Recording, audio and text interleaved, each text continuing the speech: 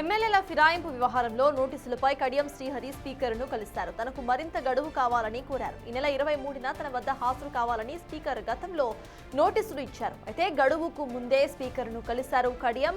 వివరణ ఇవ్వడానికి తనకు మరింత సమయం కావాలని కోరారు. కడియం వినతిపై స్పీకర్ సానుకూలంగా స్పందించారు.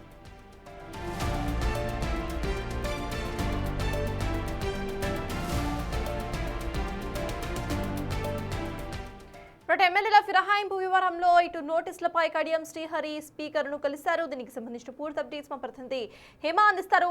హేమ, చెప్పండి, కడియం శ్రీహరి ఇటు స్పీకర్ను కలిసినట్టుగా తెలుస్తోంది. తెలంగాణలో ఎప్పటి నుండో ఎమ్మెల్యేల ఫిరాయింపు వ్యవహారానికి సంబంధించి ఇటు పొలిటికల్ గా హాట్ చర్చ నడుస్తోంది. అసలు ప్రెసెంట్ కడియం శ్రీహరి ఎందుకు కలిశారు? అప్డేట్స్ ఏంటి? సర్దార్, ఈ ఏడాది మొదటిలో అటు బీఆర్ఎస్ ఎమ్మెల్యేలంతా కూడా పిటిషన్ దాఖలు చేశారు. కొంతమంది ఎమ్మెల్యేలు పార్టీ గుర్తు మీద, అంటే కారు పార్టీ గుర్తు మీద గెలిచి పక్క పార్టీలో జాయిన్ అయ్యారు అంటూ కూడా పిటిషన్ దాఖలు చేశారు. సో దానికి సంబంధించి ఇప్పటికే ఒకవైపు విచారణ జరుగుతుంది. సో ఈ నేపథ్యంలో రీసెంట్ గా సుప్రీంకోర్టు ఆదేశాలు జారీ చేసింది. వీళ్ళనంత త్వరగా ఏదైతే ఫిరాయింపుల కేసుకి సంబంధించి ఒక నివేదికను తయారు చేయాలి, ఈ అంశం పైన ఒక కొలిక్కి రావాలి అంటూ కూడా స్పీకర్ గడ్డం ప్రసాద్ పైన కూడా ఆగ్రహం వ్యక్తం చేసింది. సో ఈ నేపథ్యంలో ఫిరాయింపుల కేసుకు సంబంధించి స్పీకర్ విచారణ స్పీడప్ చేశారు. ఇందులో భాగంగా ఇప్పటికే మొత్తం 8 మంది సంబంధించినటువంటి ఎమ్మెల్యేల క్రాస్ ఎగ్జామినేషన్ కూడా కంప్లీట్ అయిపోయింది. మొత్తం ఫిరాయింపులు ఆరోపణలు ఎదుర్కొంటున్నారు 10 మంది ఎమ్మెల్యేలు. అయితే అందులో ఇప్పటి వరకు 8 మంది ఎమ్మెల్యేల విచారణ కూడా కంప్లీట్ అయిపోయింది. 8 మంది ఎమ్మెల్యేలతో పాటు ఎవరైతే పిటిషన్ దారులైనటువంటి బీఆర్ఎస్ ఎమ్మెల్యేలను కూర్చోబెట్టి ఎదురెదురుగా క్రాస్ ఎగ్జామినేషన్ కూడా కంప్లీట్ చేసేశారు. అయితే 8 మంది ఎమ్మెల్యేల విచారణ ఒక వైపు, మరొక వైపు మరొక 2 ఎమ్మెల్యేల విచారణ కీలకంగా మారింది. అందులో ఒకరు ఖైరతాబాద్ ఎమ్మెల్యే అయినటువంటి దానం నాగేందర్, మరొక ఎమ్మెల్యే కడియం శ్రీహరి అటు స్టేషన్ గన్పూర్ ఎమ్మెల్యే. అయితే వీళ్ళిద్దరికి కూడా నిన్న మధ్యాహ్నం వీళ్ళనంత త్వరగా వాళ్ళ పైన వస్తున్నటువంటి ఆరోపణలకు సంబంధించి ఈ నెల 23వ తారీఖు లోపు, అంటే 3 రోజుల గడువిచ్చి ఏదైతే అఫిడవిట్ దాఖలు చేయాలి అంటూ కూడా స్పీకర్ కోరారు. సో దీనికి సంబంధించి ఇంకా 3 రోజుల సమయం ఉన్నప్పటికీ ఇప్పటికే అటు నేరుగా వెళ్లి గడ్డం ప్రసాద్ స్పీకర్ ని అటు స్టేషన్ గన్పూర్ ఎమ్మెల్యే కడియం శ్రీహరి కూడా కలిసినటువంటి పరిస్థితి. కలిసి తనకి ఇచ్చినటువంటి నోటీస్ ఏదైతే ఉందో దానికి వివరణ ఇవ్వడానికి మరికొంత సమయం కావాలి అంటూ కోరినట్టుగా మనకున్నటువంటి సమాచారం. సో దానికి సానుకూలంగా, అంటే కడియం శ్రీహరి వినతికి సానుకూలంగా కూడా అటు గడ్డం ప్రసాద్ స్పందించినట్టుగా కూడా తెలుస్తోంది. అయితే ఇప్పటికే తనకి ఇచ్చినటువంటి గడువుకి ముందే వెళ్లి స్పీకర్ ని కలిశారు కడియం శ్రీహరి. కానీ ఇప్పటి వరకు దీనిపైన, ఈ నోటీసుల పైన ఎటువంటి స్పందన కూడా అటు ఖైరతాబాద్ ఎమ్మెల్యే దానం నాగేందర్ నుంచి రాలేదు.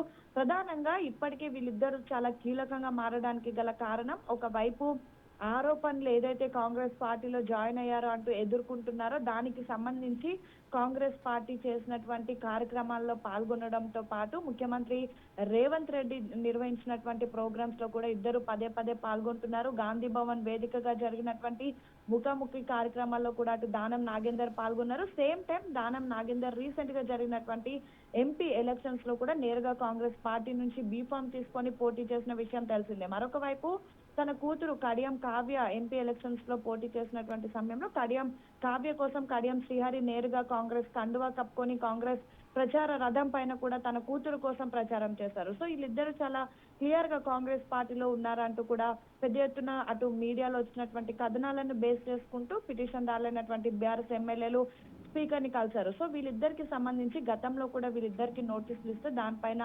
స్పందించలేదు. కానీ ఇప్పుడు సుప్రీంకోర్టు ఆగ్రహం వ్యక్తం చేయడం, కేవలం 4 వారాలే సమయం ఉండడంతో మరొకసారి వీళ్ళిద్దరికి నోటీసులు జారీ చేసి వీళ్ళనంత త్వరగా అఫిడవిట్ దాఖలు చేయాలి అంటూ కోరారు. ఇప్పటి వరకు అయితే దీనిపైన కడియం శ్రీహరి స్పందించారు. తనకి వివరణ ఇవ్వడానికి సమయం కావాలని కోరారు, కానీ ఇంకా దానం నాగేందర్ దీనిపైన స్పందించలేదు. అయితే మరొక వైపు చాలా బలంగా వినిపిస్తున్నటువంటి వార్తలు ఏంటంటే దానం నాగేందర్ మరికొద్ది రోజులు, అంటే 2-3 రోజుల్లో అఫిడవిట్ దాఖలు చేయడం కంటే ముందుగానే తన పదవికి రాజీనామా చేసేటటువంటి ఆలోచనలు ఉన్నట్టుగా కూడా తెలుస్తోంది. ఎందుకంటే వన్స్ వీళ్ళు ఫిరాయింపులని ప్రూవ్ అయిందంటే ఖచ్చితంగా వీళ్ళకి 6 ఏళ్ల పాటు సస్పెండ్ చేస్తారు. 6 ఏళ్ల పాటు వీళ్ళు మరొకసారి పోటీ చేయడానికి కూడా వీలు కాదు. సో దానికంటే బెస్ట్ తన పదవికి రాజీనామా చేసి మరొక వైపు తనకి ఇష్టమైనటువంటి పార్టీ నుంచి పోటీ చేయాలి అంటూ కూడా దానం నాగేందర్ ఆలోచిస్తున్నట్టుగా కూడా తెలుస్తోంది. సో చూడాలి మరి ఎలా ముందుకు వెళ్ళబోతున్నారు దానం నాగేందర్ కానివ్వండి, లేదంటే కడియం శ్రీహరి.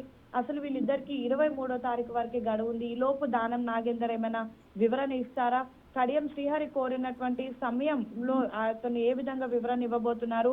ఎందుకంటే కేవలం 4 వారాల సమయం ఉంది. అందులో ఒక వారం ఆల్రెడీ ముగిసింది. మరొక 3 వారాలు ఉంది. 3 వారాల్లో వీళ్ళకి సంబంధించినటువంటి నివేదిక ఇవ్వాల్సి ఉంటుంది. ఒకవేళ వీళ్ళిద్దరికి నోటీసులు ఇచ్చి విచారణ చేయాలన్నా కూడా కనీసం 2 వారాల సమయం పడుతుంది. ఎందుకంటే క్రాస్ ఎగ్జామినేషన్ అనేది అటు ఇరు వర్గాలకు సంబంధించినటువంటి న్యాయ నిపుణులను కూర్చోబెట్టి వాళ్ళ దగ్గర ఉన్నటువంటి ఎవిడెన్స్ తో సహా ఇద్దరిని క్రాస్ ఎగ్జామినేషన్ చేయాల్సి ఉంటుంది. సో మరి ఈ లోపే విచారణకు అనుమతిస్తారా? విచారణను ఎదుర్కొంటారా? లేదంటే వార్తలు వస్తున్నట్టుగా ఇద్దరు కూడా తమ పదవికి రాజీనామా చేసి మరొకసారి పోటీ చేయబోతున్నారు. అసలు ఏం జరగబోతుంది అనేది మాత్రం మొత్తానికి ఉత్కంఠ నెలకొంది. సుప్రీంకోర్టు ఇచ్చినటువంటి గడువు ముగిసేలోపు మాత్రం ఒక కీలక పరిణామాలు అయితే చోటు చేసుకునేటటువంటి అవకాశం ఉంది సర్తాజ్. అయితే వీళ్ళిద్దరిని డిస్క్వాలిఫై చేయొచ్చు, లేదంటే వాళ్ళే తమ పదవులకు రాజీనామా చేయొచ్చు. Thank you Hema.